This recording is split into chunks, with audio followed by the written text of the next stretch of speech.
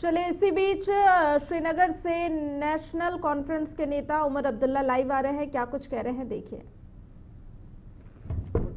जनाब, ये मैं नहीं मानता हूँ। सुनिए जनाब, अगर जुडिशरी को गवर्नमेंट के इशारों पे नाचना होता तो शायद मेरी बहन के घर के बाहर आज बुलडोजर होता। नहीं है, इंसाफी होगी। लास्ट 2 क्वेश्चंस, आप और फिर Pirzada.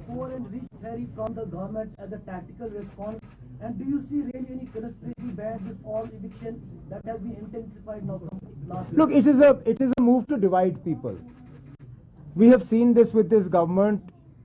They are desperately trying to divide people, whether on regional basis, on religious basis, on caste basis, on community basis, now on economic basis.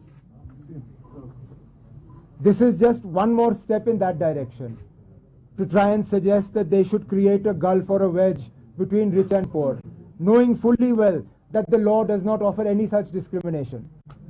What the suggestion or the solution or the steps that we have advocated have no such divisions. They are equal for rich, for poor. They cut across religious lines, they cut across regional lines.